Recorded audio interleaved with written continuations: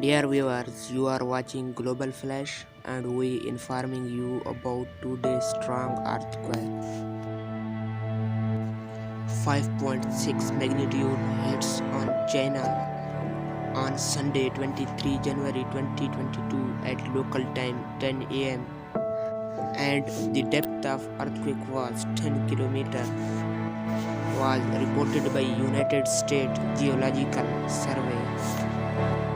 If you like my video, then please subscribe and share my YouTube channel for more updates.